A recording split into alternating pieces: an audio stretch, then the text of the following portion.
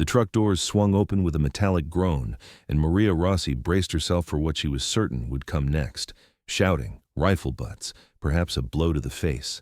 She had been warned over and over that American captivity meant torture, starvation, experiments. The fascist officers had made it clear before her unit was overrun in Sicily. If the Americans take you, they said, you will wish you had died in battle. But when the door opened wide, flooding the dark interior with blinding Texas sunlight, what greeted her was not a snarling guard or a prison yard of concrete and wire. It was a man in a wide-brimmed hat, dust on his boots, a bandana around his neck. He stood with one hand on his hip, the other tipping his hat back as he squinted into the truck. "Ladies," he said in a slow, strange accent that the translator barely managed to keep up with. "Welcome to Texas. Watch your step coming down now." Maria blinked. Around her, 24 Italian women sat frozen, unable to process what they were seeing. This man looked like something from the American westerns they had watched in Rome before the war, the ones where cowboys chased bandits across endless deserts. He was not a soldier. He carried no weapon. He smiled, not cruelly, but with something that looked almost like hospitality. One by one, the women climbed down from the truck, their legs stiff from days of travel, their uniforms wrinkled and stained. The air smelled different here, warm, dry, like hay and horses and something faintly sweet that Maria could not name. The sky stretched above them, impossibly vast and blue, unbroken by the smoke and ash that had filled the skies over Sicily. There were no bombed-out buildings, no craters, no bodies. Behind the cowboys stood a handful of American soldiers, leaning casually against a fence, rifles slung over their shoulders but not pointed at anyone. They watched with mild curiosity, the way one might watch a delivery truck unload supplies. One of them offered a canteen of water to the nearest woman, an older nurse named Lucia, who took it with trembling hands, convinced it was poisoned. She drank anyway. Thirst defeated caution. The water was cold, clean, better than anything she had tasted in months. Maria's mind raced. This was not the America she had been taught to fear. Where were the chains? Where were the dogs? Where was the cruelty she had been promised? The cowboy gestured toward a cluster of wooden buildings in the distance. "You'll be staying in those barracks over there," the translator relayed. "Dinner's at 6, breakfast at 7. You work, you eat, you cause trouble, you sit in a cell. Simple as that." Maria looked at the other women. They were all thinking the same thing. This must be a trick, some elaborate scheme to lower their guard before the real punishment began. But as they were led toward the barracks, no one shoved them, no one shouted. The American soldiers walked beside them, not behind, and when one woman stumbled on the uneven ground, a soldier reached out to steady her. She flinched, expecting a blow. Instead, he just nodded and stepped back. That night, in the long wooden bunkhouse that smelled of fresh pine and disinfectant, the women whispered to each other in the dark. "They are fattening us up for something worse," one said. "They want us to trust them so we reveal secrets," another insisted. But Maria, lying on a thin but clean mattress with a real pillow beneath her head, said nothing. She was thinking about the cowboy's smile, about the water, about the way the American soldier had steadied the stumbling woman without a word. And she wondered, not for the first time since her capture, if everything she had been told about this war was a lie. These women had not expected to become prisoners of war. Most of them had never imagined they would even see combat. Maria Rossi had been a typist in the Italian military's administrative corps, assigned to a logistics office in Palermo. Lucia Conti had been a nurse, tending to wounded soldiers in field hospitals across North Africa. Giovanna Bianchi had worked in communications, decoding messages and filing reports. They were clerks, nurses, radio operators, cooks, seamstresses, women who kept the vast machinery of war functioning behind the front lines. When the Allies invaded Sicily in the summer of 1943, chaos erupted. Italian forces, already demoralized and undersupplied, crumbled faster than anyone had anticipated. German units retreated north, Italian commanders disappeared, and in the confusion, thousands of support personnel, many of them women, found themselves trapped. Some fled into the countryside, Others hid in basements and churches, but hundreds were captured by advancing American and British troops who hardly knew what to do with them. At first, the women were held in makeshift camps in Sicily and North Africa, crowded into schools and warehouses while officers decided their fate. The Geneva Convention stipulated humane treatment for prisoners of war, but the rules had been written with male soldiers in mind. Female prisoners were an anomaly, a logistical puzzle no one had planned for. The solution came from across the Atlantic. America, with its vast interior and desperate need for labor, would take them.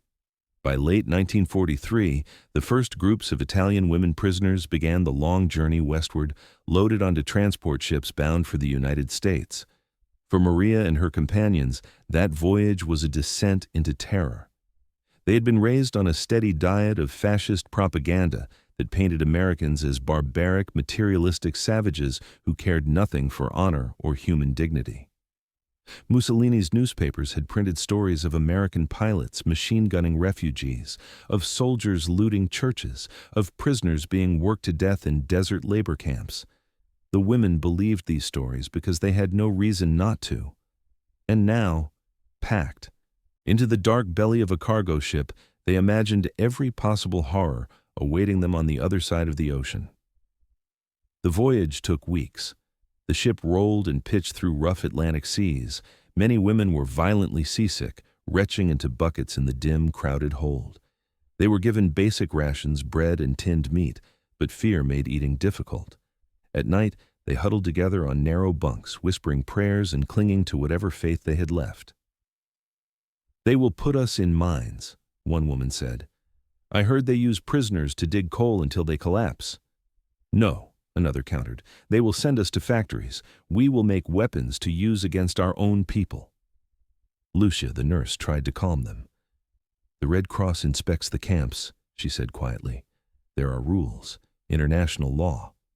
But even she did not sound convinced. When the ship finally docked in New York Harbor, the women were transferred immediately to trains. They caught only brief glimpses of the city through the slats of their rail cars. Towering buildings, endless streets, cars and trucks and people moving with a speed and energy that seemed impossible. Everything was so big, so loud, so overwhelming. And then the train pulled away, heading south and west, deeper into a country none of them understood. The journey across America was its own revelation. Through the windows, they saw forests that went on for miles, rivers wide as seas, fields of corn and wheat stretching to the horizon. They saw farms with enormous red barns, small towns with church steeples, highways crowded with traffic. And everywhere there were no signs of war, no craters, no ruins, no refugees. America looked untouched, abundant, impossibly vast.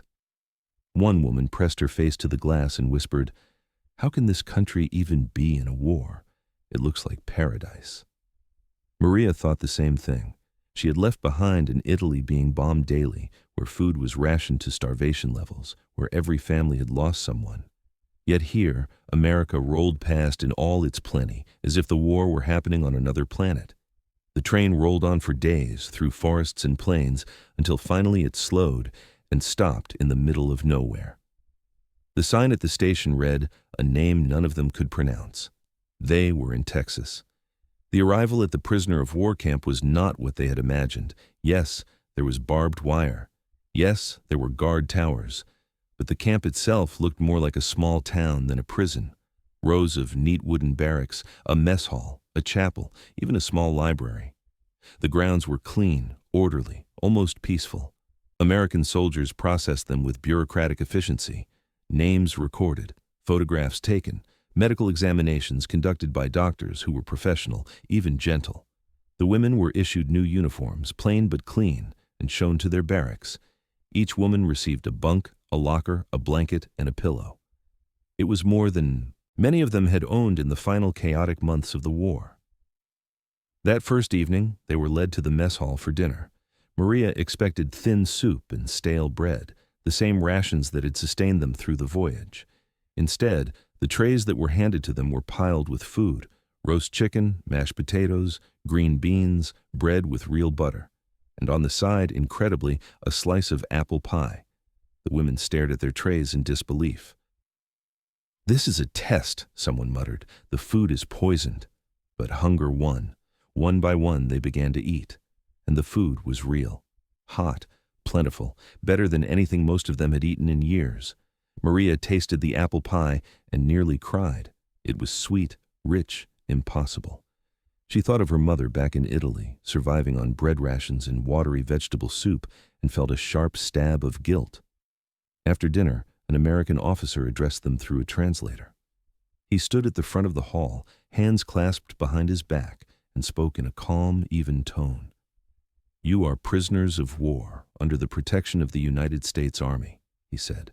"You will be treated in accordance with the Geneva Convention. You will receive adequate food, shelter, and medical care. You will not be mistreated, abused, or exploited. In exchange, you will follow camp rules and contribute to work assignments as determined by your skills and physical ability. Any violations of camp discipline will result in confinement, but compliance will be rewarded with fair treatment." He paused, letting the translator catch up.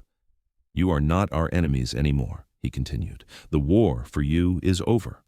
What happens next depends on how you choose to spend your time here. You can resist and make yourselves miserable, or you can accept your situation and make the best of it. The choice is yours." Then he dismissed them. That night, back in the barracks, the women lay in their bunks and tried to make sense of what was happening. Everything they had been told about American brutality was colliding with a reality of clean sheets, full meals, and calm voices. It was disorienting, almost maddening. "Maybe they are just following the rules because inspectors are watching," Giovanna said from her bunk. "Or maybe," Maria said slowly, "we were lied to." The words hung in the air, dangerous and undeniable. Over the next few days, the camp routine became clear. Wake at dawn, breakfast at 7, work assignments in the morning and afternoon, dinner at 6, lights out at 10. The work was varied. Some women were assigned to the camp kitchens, helping prepare meals for the thousands of prisoners housed in the facility. Others worked in the laundry, washing mountains of uniforms and linens. A few with medical training assisted in the camp infirmary. But the most surprising assignments were the ones outside the wire. Small groups of women were selected to work on nearby farms and ranches, helping with the labor shortage that had crippled American agriculture. With so many young men fighting overseas, the ranches of Texas were desperate for hands to tend cattle, mend fences, and bring in harvests. When Maria's name was called for a ranch work detail, her first instinct was fear. Outside the wire meant vulnerability. It meant isolation. It meant being at the mercy of strangers with no guards nearby to enforce the rules. But the alternative was staying inside the fence, and Maria had never been good at sitting still. So when the truck came to take them to the ranches, she climbed aboard with a dozen other women, her heart pounding with equal parts dread and curiosity. The truck rumbled down dirt roads, past fields dotted with cattle, past windmills spinning lazily in the breeze. And when it finally stopped in front of a sprawling ranch house, the man who stepped out to greet them was not a soldier. He was a cowboy. Hat, boots, dusty jeans, a leather belt with a silver buckle that caught the sunlight. He grinned at them, tipped his hat, and said something in English that made no sense to anyone. The translator cleared his throat. "He says welcome to his ranch. He says you'll be working hard, but you'll be treated fair. And he says if you can ride a horse by the end of the month, he'll buy you all a steak dinner." Maria looked at the cowboy, at the wide open land behind him, at the cattle grazing peacefully in the distance. And for the first time since her capture, she allowed herself to feel something other than fear. She felt curious. That curiosity would soon be tested in ways Maria never imagined. The ranches of Texas were not merely workplaces. They were entire worlds unto themselves, operating on rhythms and rules that had nothing to do with military discipline or European tradition. And for the Italian women stepping off those trucks, the education was about to begin. By 1943, America faced a crisis that threatened to undermine its entire war effort. Millions of young men had been drafted and sent overseas, leaving farms and ranches critically short-handed. In Texas alone, the cattle industry was hemorrhaging workers. Ranches that once employed 20 hands now struggled to find 5. Fences went unmended. Cattle wandered unfenced. Crops rotted in fields because there was no one to harvest them. The agricultural heartland that fed both the civilian population and the military was on the verge of collapse. The solution came from an unlikely source. America held over 400,000 Axis prisoners on its soil by mid-1944, the largest prisoner of war population in the modern world. Most were German and Italian soldiers captured in North Africa, Sicily, and later in the European theater. Feeding and housing them was expensive. Letting them sit idle was wasteful. So the War Department, working within the framework of the Geneva Convention, authorized prisoner labor. The rules were strict. Prisoners could not be forced into work that directly aided the war effort. No weapons manufacturing, no military construction. But agricultural labor was permitted, even encouraged. Prisoners would be paid a small wage, credited to their accounts for use in camp canteens. They would work 8-hour days, receive adequate breaks, and be provided the same rations as American soldiers. In return, they would help keep America's farms and ranches running. For the ranchers of Texas, it was a godsend. For the prisoners, it was an opportunity to escape the monotony of camp life. And for the Italian women, it was a chance to prove they were more than helpless captives. The selection process was pragmatic. Camp administrators looked for women with rural backgrounds, anyone who had grown up on a farm or worked with animals. Maria, who had spent childhood summers on her grandfather's small vineyard outside Florence, was an obvious choice. Lucia, the nurse, was selected for her steady hands and calm demeanor. Giovanna, despite her city upbringing, was chosen because she was strong and unafraid of hard work. The women were told what to expect: long days, physical labor, exposure to the elements. They would be working under the supervision of civilian ranchers, not soldiers, which meant less structure and more improvisation. They would be driven to the ranches each morning and return to camp each evening. They would be paid 80 cents per day, a sum that seemed absurdly generous compared to the worthless lira they had left behind in Italy. What they were not told, because no one quite knew how to explain it, was that they were about to encounter a culture so different from their own that it would feel like landing on another planet. The first morning began before dawn. The women were loaded into the back of a flatbed truck while the sky was still dark, stars fading into the pale glow of approaching sunrise. They rode in silence, wrapped in thin jackets against the cool morning air, watching the landscape transform from shadowy shapes into golden plains as the sun climbed. When the truck stopped at the ranch, they were met by a man named Hank Calloway. He was tall, lean, weathered by decades under the Texas sun. His hat was stained with sweat and dust. His boots were scarred and scuffed. He stood with his thumbs hooked into his belt, studying the women with an expression that was neither hostile nor particularly welcoming. Just curious. "Morning, ladies," he said in that slow Texas drawl. The translator, a young private who had been raised by Italian immigrants in New York, relayed his words. "Reckon y'all know why you're here. Got cattle to tend, fences to mend, and about 1,000 things that need doing before winter. You work hard, we'll get along fine. You slack off, well, we'll have a conversation." He pointed toward the barns. "First thing you need to know is how to handle the animals. Cattle aren't complicated, but they're big and they're stubborn. You respect them, they'll respect you. You spook them, they'll trample you flat." Maria glanced at Lucia, who looked pale. Hank led them to a corral where several horses stood, swishing their tails against flies. "Before you can work cattle, you gotta learn to ride. Can't herd on foot. Takes too long and you'll wear yourselves out in an hour." He gestured to one of the ranch hands, a younger cowboy named Thomas, who brought a saddle over and began demonstrating how to secure it to a horse. The movements were practiced, efficient, almost casual. Strap, cinch, buckle, check. The horse stood perfectly still, used to the routine. "Your turn," Hank said, nodding at Maria. Maria stepped forward, heart pounding. She had seen horses before, of course, but always from a distance. She had never touched one, let alone tried to saddle one. The animal was enormous up close, its shoulder higher than her head, its breath hot and grassy smelling. She reached out tentatively and placed her hand on its neck. The skin was warm, covered in short, smooth hair. The horse turned its head slightly, one large eye studying her with what looked like mild interest. Don't be scared, Thomas said through the translator. She can smell fear. Just be calm. Maria took a breath and picked up the saddle. It was heavier than it looked. She tried to lift it onto the horse's back, but her arms shook and the saddle slipped. She tried again, failed again. Frustration flared in her chest. Thomas stepped in, not taking over, but guiding her hands. Like this, use your legs, not just your arms. Swing it up in one motion. On the third try, the saddle landed in place. Maria felt a small surge of triumph. Good, Hank said. Now do it 19 more times and you'll start to get the hang of it.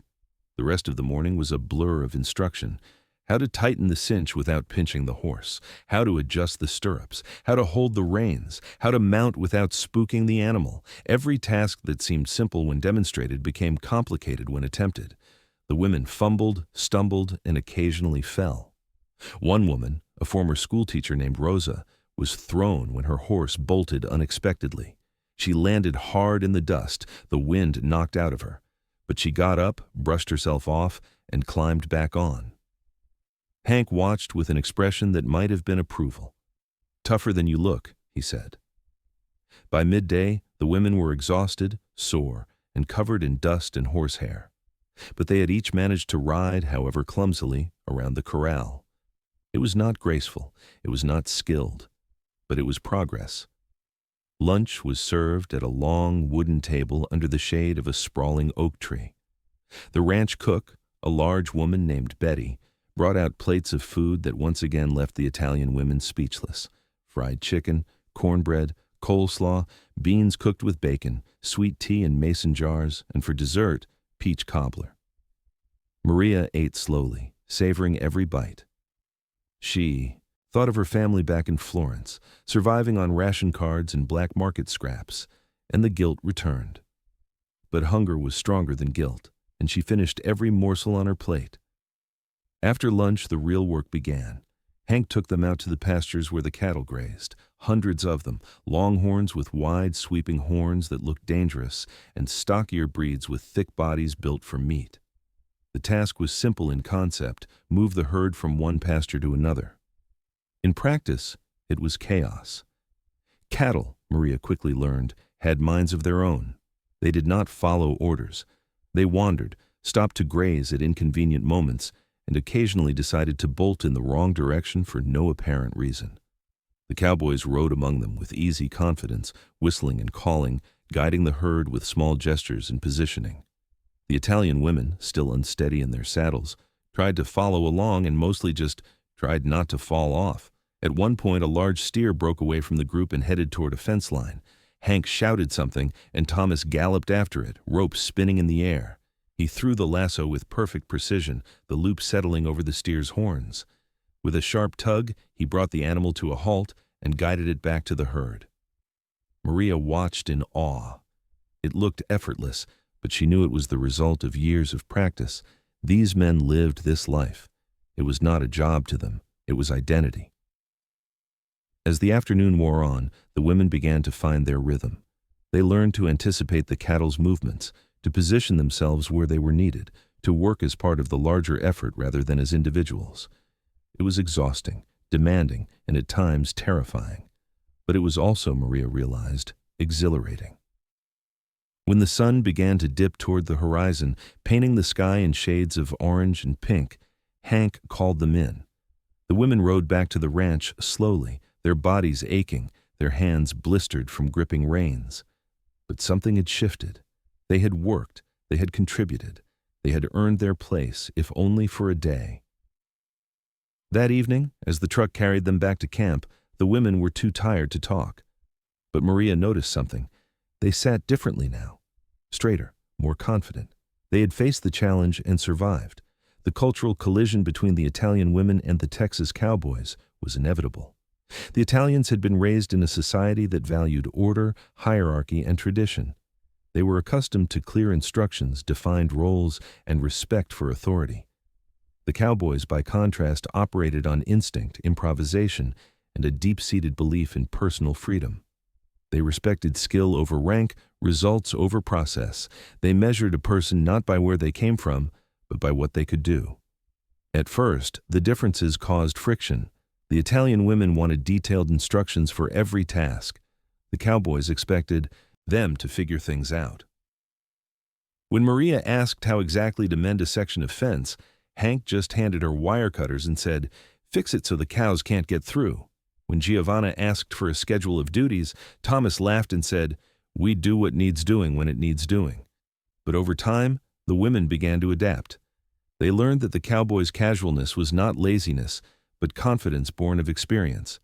They learned that questions were welcome, but excessive hand-holding was not.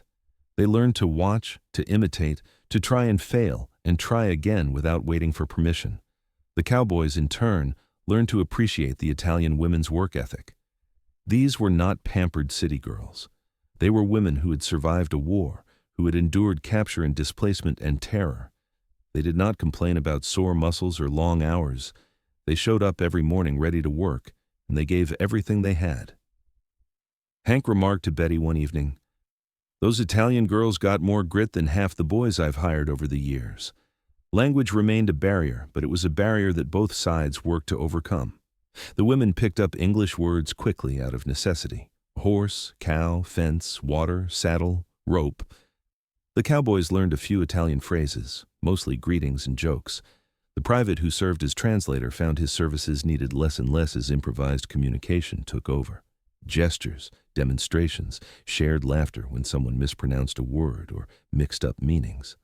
One afternoon, Maria tried to tell Thomas that a section of fence was broken. She did not know the English word, so she made a snapping gesture with her hands and pointed. He understood immediately and rode over to inspect it. When he returned, he taught her the word. "Broken," he said slowly. She repeated it, stumbling over the pronunciation. He grinned. "Close enough." The meals became a ritual of cultural exchange. Betty's southern cooking fascinated the Italian women, who had never tasted cornbread or grits or biscuits with gravy. In return, they taught Betty how to make a simple pasta dish with the ingredients available. It was not authentic Italian cuisine, but it was close enough to bring tears to Maria's eyes when she tasted it. But it was the numbers that truly dismantled the Italians' understanding of the war. Every day brought new evidence of American abundance that contradicted everything they had been told. The ranch alone held over 3,000 head of cattle. 3,000. In Italy, a farmer with 50 cattle was considered prosperous. Here, it was a small operation. The women learned that Texas ranchers were not unique. Across the state, there were millions of cattle. Across the country, tens of millions. America produced so much beef that even with rationing, civilians ate meat several times a week. Meanwhile, in Italy, meat had become a luxury reserved for the black market and the very rich. The equipment told the same story. Tractors that could plow a field in hours, trucks that could haul loads that would require a dozen carts and horses in Italy, irrigation systems that delivered water across vast distances. Every tool, every machine, every system was designed for efficiency and scale. One evening, Lucia asked Hank how much land the ranch covered. He thought for a moment. "About 12,000 acres, he said. 12,000. The number was incomprehensible. Lucia's family farm in Tuscany had been 30 acres, and that had felt large. "How many ranches like this are there?" she asked. Hank shrugged. "In Texas? Hundreds. Some bigger, some smaller." Lucia did the math in her head and felt something close to despair.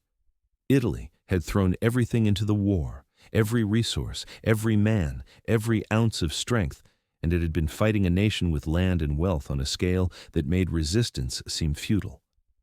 But alongside the despair came something else: respect, not for the war, but for the people. The cowboys did not lord their abundance over the prisoners. They did not gloat or humiliate. They simply worked, lived, and shared what they had. When the day was done, they invited the women to sit by the fire and listen to music.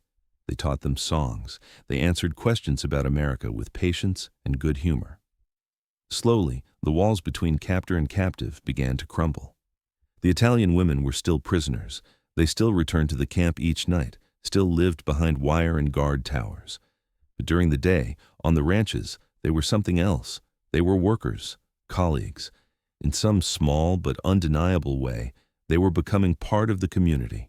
And that transformation would only deepen in the days and weeks to come. The transformation that had begun with fumbling attempts to saddle horses would blossom into something none of the women had anticipated.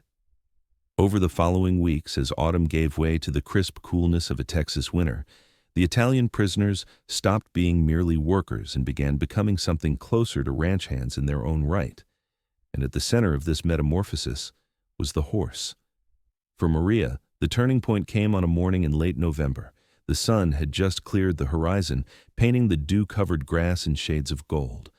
Hank had assigned her to check a water tank in the far pasture, a 2-mile ride across open range. It was the first time she would ride alone without a cowboy shadowing her every move. As she mounted her horse, a gentle mare named Daisy that had become her regular companion, Maria felt a flutter of nervousness mixed with something else: pride. The ride out was peaceful. Daisy knew the route and needed little guidance. Maria held the reins lightly, the way Thomas had taught her, letting the horse find its own pace.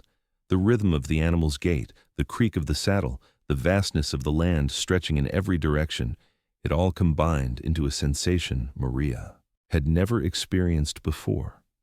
Freedom. Not the abstract political freedom she had heard politicians discuss, but something physical and immediate.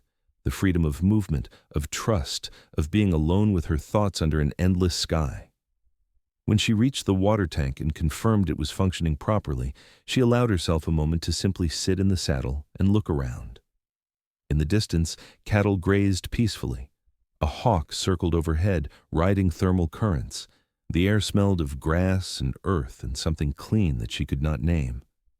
For a few stolen minutes, Maria was not a prisoner. She was not Italian or American.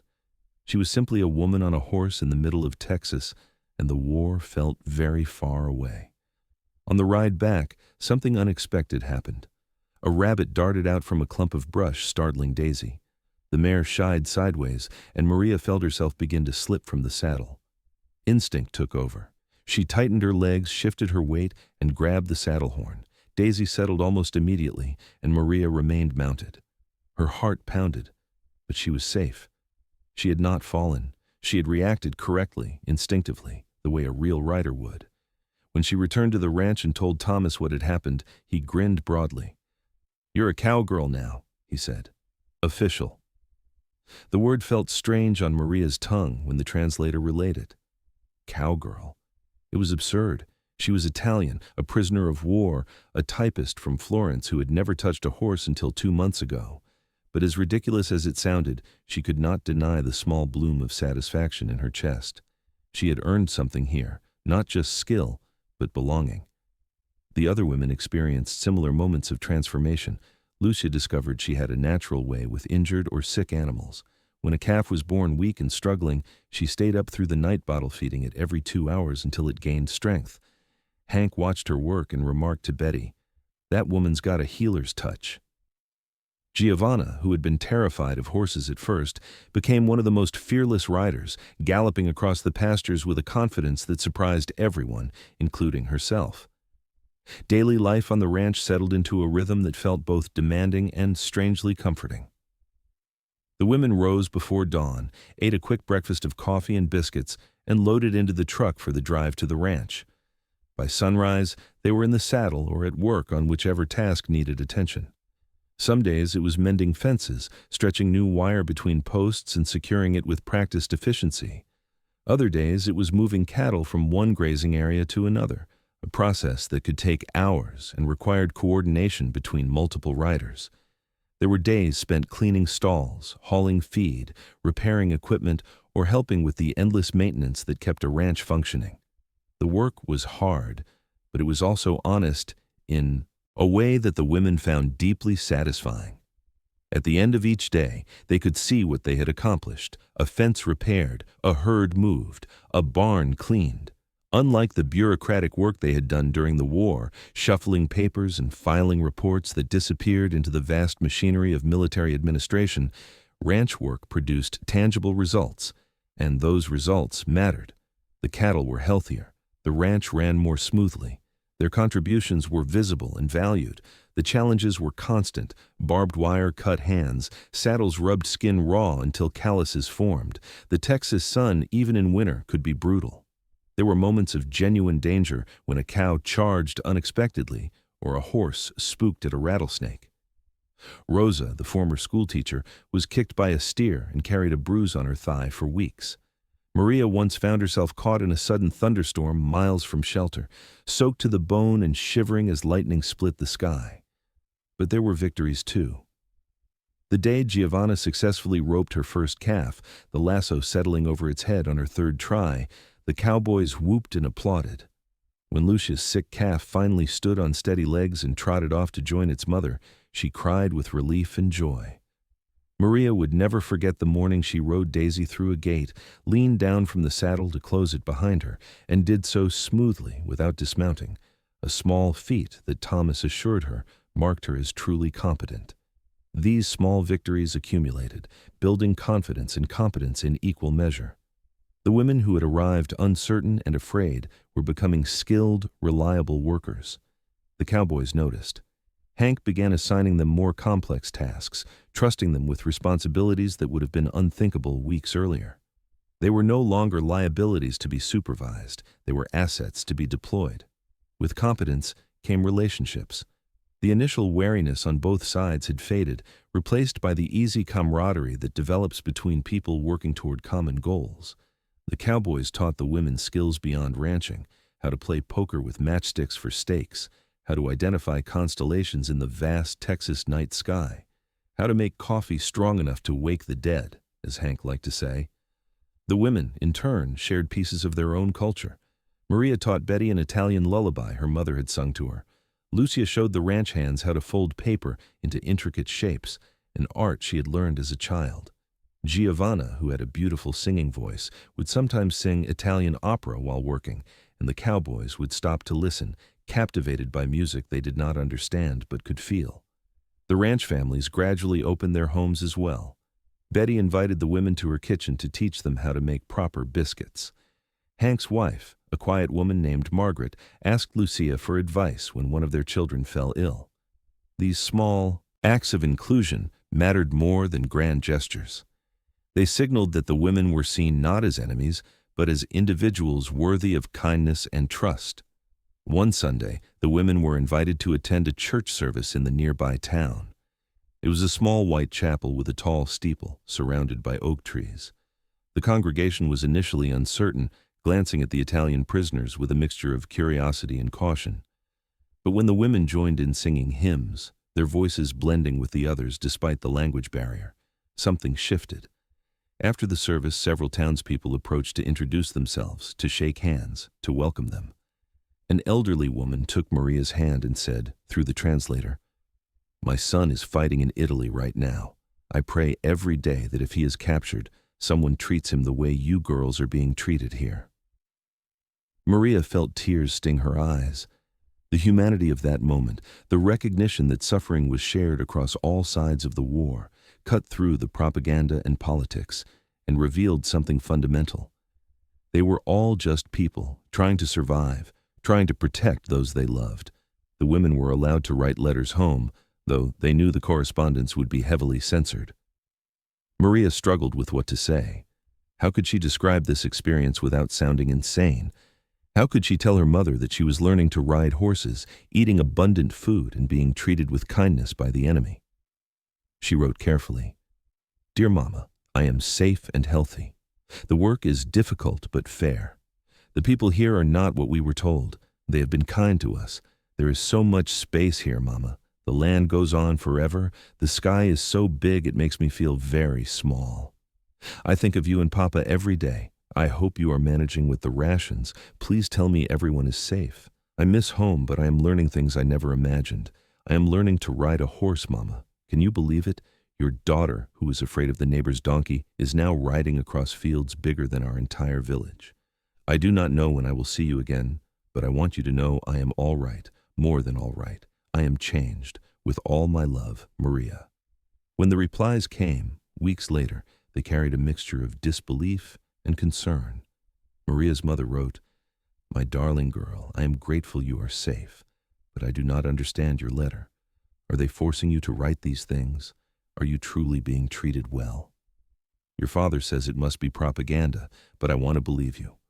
The war here is terrible. Food is so scarce. Your brother is somewhere in the north. We do not know where. Please be careful and come home to us when you can." The guilt that Maria felt reading those words was crushing. While her family starved, she ate beef and pie.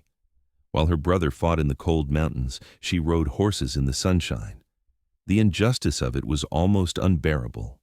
She was not suffering as a prisoner should suffer, and that somehow made everything worse. The other women experienced the same internal conflict.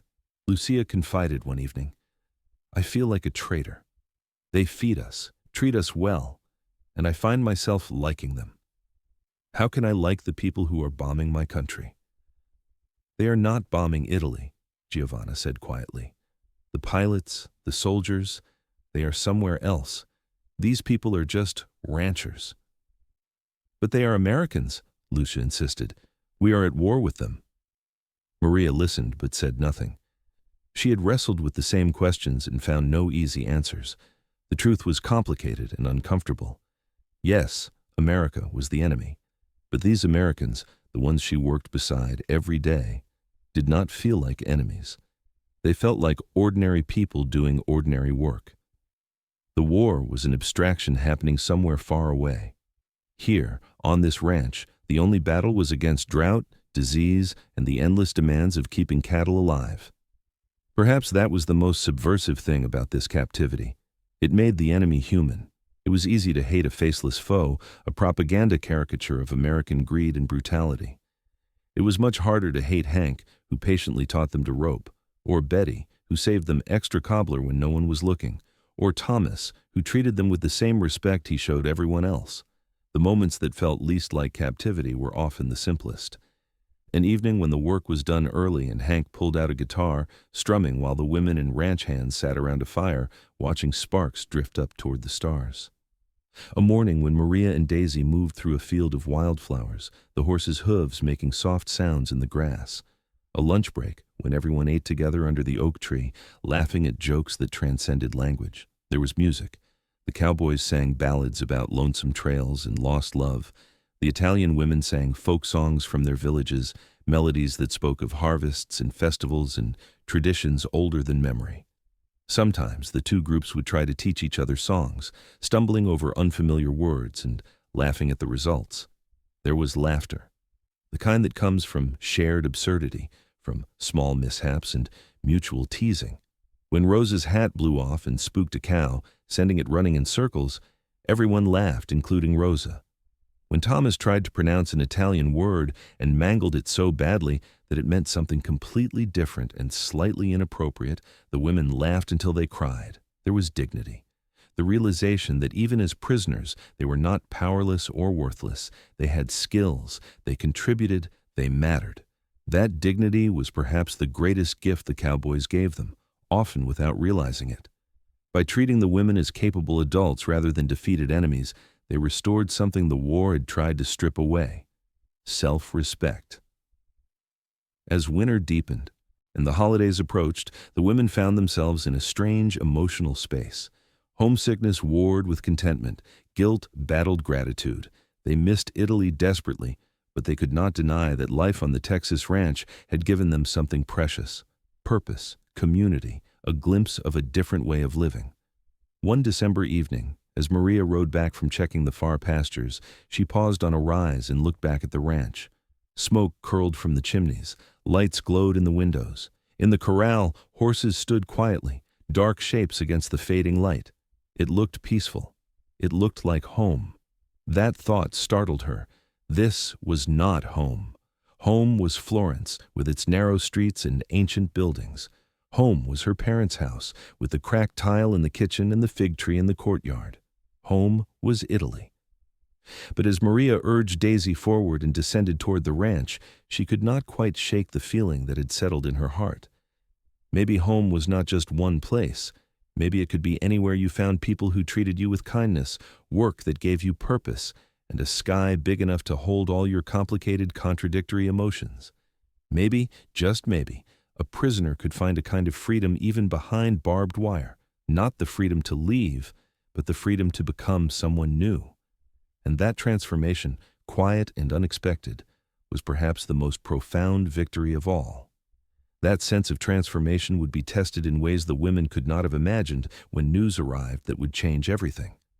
It came on a spring afternoon in 1945, carried on radio waves that crackled through the camp loudspeakers and spread like wildfire through whispered conversations. Germany had surrendered. The war in Europe was over. The reaction in the prisoner of war camps across Texas was not celebration. It was stunned, complicated silence. For the Italian women, the news meant different things simultaneously. Relief that the killing would stop. Fear about what they would find when they returned home. Uncertainty about when that return would even happen. And beneath it all, a confusing tangle of emotions about leaving the life they had built in this strange, abundant land. Maria heard the announcement while working in the ranch barn, mucking out stalls. She stopped mid-motion, pitchfork in hand, and simply stood there. The war was over. Italy had already surrendered nearly 2 years earlier, switching sides after Mussolini's fall, but the fighting had continued. Now, finally, it was truly finished. She should feel joy. Instead, she felt hollow. Hank found her there 20 minutes later, still standing motionless. "You all right?" he asked gently. Maria nodded, then shook her head, then nodded again. The translator was not present, but some things needed no translation. Hank placed a hand briefly on her shoulder, a gesture of comfort, then left her alone with her thoughts. That evening. Back at the camp, the women gathered in small groups, speaking in hushed Italian that tumbled over itself in urgency. What would happen to them now? Would they be sent home immediately? What would they find there? Everyone had heard reports of the devastation, cities reduced to rubble, millions displaced, the economy shattered. How did you return to a home that might not exist anymore? Giovanna voiced what many were thinking. Part of me wants to go home desperately, and part of me is terrified of what home has become. The repatriation process was slow, grinding through bureaucracy and logistics. Ships had to be arranged, documentation processed. The Allies were dealing with millions of displaced persons across Europe, and Italian prisoners of war in America were not the highest priority. Weeks stretched into months. The women continued working on the ranches because there was nothing else to do but wait. Those final months had a bittersweet quality. Every morning might be the last morning. Every ride might be the final ride. The women found themselves memorizing details they had barely noticed before. The particular way the light fell across the pastures at dawn, the sound of cattle lowing in the distance, the smell of coffee brewing in Betty's kitchen. They were creating mental photographs to carry with them into an uncertain future. The Cowboys seemed to sense this too. Thomas spent extra time teaching Maria advanced roping techniques she would likely never use. Hank invited all the women to a barbecue at his house, a proper Texas feast with brisket smoked for 12 hours and all the fixings. Margaret gave each woman a small gift, handkerchiefs embroidered with their initials. Betty cried when she hugged them goodbye, even though the goodbye was still theoretical, still somewhere in the undefined future. When the orders finally came in late summer of 1945, they arrived abruptly. The women had 1 week to prepare. They would be transported to a port on the East Coast, and from there, shipped back to Italy. The ranch work stopped. There were final goodbyes to be said, belongings to pack, forms to fill out. On their last day at the ranch, Hank gathered everyone by the corral. He didn't make a speech. That was not his way. He simply said, "You all worked hard, did a good job. Reckon you're as fine a group of hands as we've ever had. You're welcome back anytime." Maria wanted to say something meaningful, something that would capture what these months had meant to her, but the words would not come. Instead, she simply shook his hand, then Thomas's, then Betty's. When she hugged Daisy's neck one final time, breathing in the familiar horse smell, the tears finally came. The voyage back across the Atlantic was nothing like the terrified journey that had brought them to America. The war was over. There was no threat of submarine attack, but the ship was crowded with repatriated prisoners, and the mood was somber. Everyone was going home, but no one quite knew what home would look like now. Maria spent hours on deck, watching the ocean roll past, replaying her time in Texas like a film in her mind. She thought about the woman who had stepped off that truck 20 months earlier, frightened and certain she faced brutality. That woman seemed like a stranger now. The woman returning to Italy could ride a horse, mend a fence, work a full day under the harsh sun, and hold her own in a foreign land. The war had taken much from her, but Texas had given her something unexpected: strength, confidence, a different understanding of what was possible. When the ship finally docked in Naples, the women disembarked into chaos. The port was damaged, half repaired, bustling with the desperate energy of a country trying to rebuild from ashes. The contrast with American abundance hit immediately. People looked thin, worn, haunted. Buildings stood gutted by bombs. Infrastructure barely functioned. This was the Italy Maria had left, but worse. So much worse. The journey to Florence took days, traveling through a landscape of destruction. Towns she remembered as vibrant were now rubble. Bridges had been blown up and replaced with temporary structures. Everywhere she looked, she saw evidence of suffering and loss that made her time in Texas seem like a fantasy. When Maria finally reached her family's neighborhood, she almost did not recognize it. The street was intact, but several buildings were gone, leaving gaps like missing teeth. Her parents' house still stood, and when she knocked on the door, her mother's face appeared, disbelieving, then crumpling into tears. The reunion was joy and heartbreak intertwined. Her mother was shockingly thin. Her father looked decades older. Her brother had returned from the north missing 2 fingers on his left hand. They held her, touched her face, could not stop touching her as if to confirm she was real. And then they looked at her, truly looked, and Maria saw the shock in their eyes. She was healthy. Her skin had color from the Texas sun. She had gained weight. Her hands were calloused from work but strong. She looked better than when she had left, while they looked hollowed out by deprivation and stress. "They fed you," her mother said, wonder and something like accusation in her voice. "They actually fed you." Maria tried to explain, but the words sounded absurd even to her own ears. Yes, she had been a prisoner. Yes, she had worked hard. But she had eaten meat regularly. She had learned to ride horses. She had been treated with kindness and respect. How could you explain that to people who had survived on rations barely sufficient to sustain life, who had endured bombings and occupation and loss? The guilt that had troubled her in Texas became overwhelming in Italy.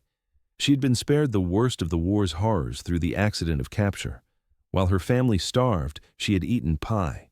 While her brother fought in the Itaros mountains, she had ridden across sunny pastures. The unfairness of it was crushing.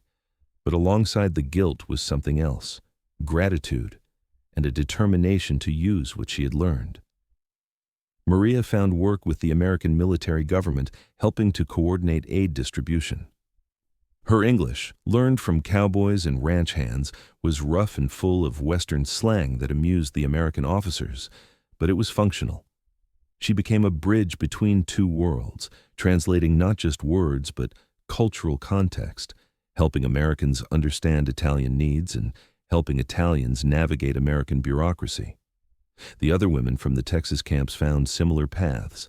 Lucia used her nursing skills in a hospital overwhelmed with wounded and sick. Giovanna worked for the United Nations Relief and Rehabilitation Administration, helping to resettle displaced persons.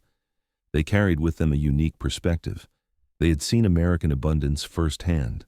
They understood that recovery was possible because they had witnessed a nation that ran on principles of efficiency, organization, and pragmatic problem-solving. More than that, they carried personal connections.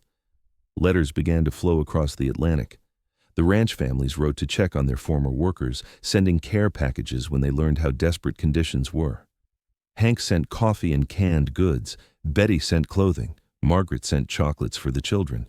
These small acts of continued kindness mattered enormously in a time when trust had been shattered and cynicism reigned. Some connections grew deeper.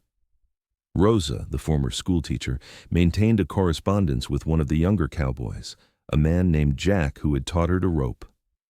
The letters grew more personal over time, and in 1947, Rosa made the difficult decision to return to America as Jack's wife. It was controversial. Some called her a traitor. Others understood that the heart makes its own decisions regardless of politics. Maria never returned to live in America, but she visited several times over the decades that followed. Each time, she made the pilgrimage to Hank's ranch. She rode Daisy when the mare was still alive, and later rode Daisy's descendants. She sat at Betty's table and ate the same meals that had once seemed impossibly abundant. She watched the ranch evolve and change while somehow remaining fundamentally the same. These personal stories multiplied across Italy. Thousands of Italian prisoners of war had been held in America, and many returned with similar experiences of unexpected kindness. They became informal ambassadors, living proof that the enemy the fascists had demonized was not a monster, but a nation of ordinary people. When Italy joined NATO and aligned itself firmly with the West during the Cold War, these former prisoners were part of the foundation of that alliance. They trusted America in a way that was personal, not just political. The bigger picture took years to fully emerge. Historians would later identify the American treatment of Axis prisoners of war as an early example of what would be called soft power. By following the Geneva Convention meticulously, by treating prisoners with dignity and fairness, America accomplished something military victory alone could not. It transformed enemies into people with first-hand positive experience of American values and abundance. The contrast with other approaches was stark. Soviet prisoners in German camps died by the millions. German prisoners in Soviet camps often did not return for a decade, but prisoners in American camps not only survived, they thrived. They ate better than they had in their own armies. They learned skills. They were paid. And they went home with stories that undermined decades of anti-American propaganda more effectively than any official messaging campaign. For the women who had worked on Texas ranches, the impact was especially profound because it challenged assumptions about both America and about women's roles. They had done work traditionally reserved for men. They had proven themselves capable in demanding physical conditions. They had earned respect through competence. When they returned to a conservative post-war Italy that expected women to retreat to domestic roles, many of them refused. They had tasted a different kind of possibility, and they could not forget it. Maria eventually married, had children, and built a life in Florence. But she taught her daughters to be independent, to work hard, to believe they could do anything men could do. When her eldest daughter asked where that philosophy came from, Maria told her about Texas, about Hank and Betty and Thomas and Daisy, about learning to ride despite being terrified, about the cowboys who had treated a prisoner as a person worthy of respect. "They taught me more than how to handle a horse," Maria said. "They taught me that dignity is not something given by those in power. It is something you claim through your actions.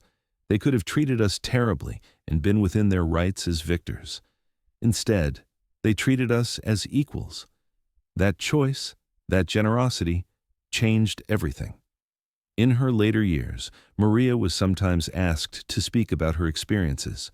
She would show photographs, faded now, of women in work clothes standing beside cowboys, of horses and cattle, and endless Texas skies.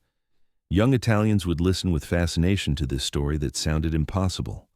Enemy prisoners learning to be cowboys, being fed steak and pie. It seemed like propaganda or fantasy, but Maria would insist it was true, every word, and she would explain why it mattered. "The war taught us to hate," she would say, "to see other people as enemies, as less than human.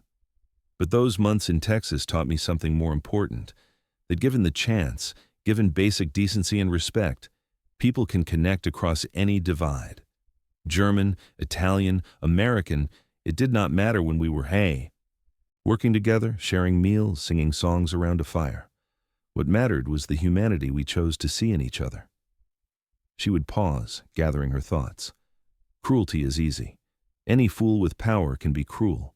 It takes no intelligence, no strength of character, just a willingness to inflict suffering. But kindness? Kindness when you have every reason to be cruel? That takes courage.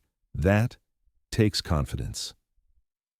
America in that moment was so secure in its own strength that it did not need to humiliate its enemies. It could afford to be generous, and that generosity won the peace in a way that cruelty never could. Maria Rossi passed away in 2003 at the age of 84. Among her possessions was a worn cowboy hat, a gift from Hank Calloway that she had kept for nearly 60 years. Her family buried it with her, along with a photograph of her sitting on a horse, squinting into the Texas sun, smiling with the confidence of someone who had discovered what they were capable of. The story of Italian women prisoners working on Texas ranches is not widely known. It is a footnote in the vast narrative of World War II, a small episode easily overshadowed by battles and strategies and the movements of armies. But for the women who lived it, it was transformative. It was the moment when the war stopped being about nations and ideologies and became about individuals choosing how to treat each other. The Cowboys of Texas probably never thought of themselves as agents of historical change. They were just trying to keep their ranches running during a labor shortage. They needed workers, and the prisoners needed purpose. It was practical, nothing more. But in that practicality, in that simple exchange of labor for fair treatment, something profound occurred. Enemies became colleagues, colleagues became friends, and friends carried those connections forward into the peace that followed. The lesson, if there is one, is this: the most powerful victories are not always won on battlefields. Sometimes they are won in moments of unexpected kindness, in choices to see the humanity in those we have been taught to hate. The Cowboys who taught Italian prisoners to ride horses did more for lasting peace than they ever knew. They proved that dignity and respect are not weaknesses but strengths, that abundance shared is power multiplied, that the best way to defeat an enemy is to help them become something else. A friend, a colleague, a person who will remember your kindness and carry it forward into a better future.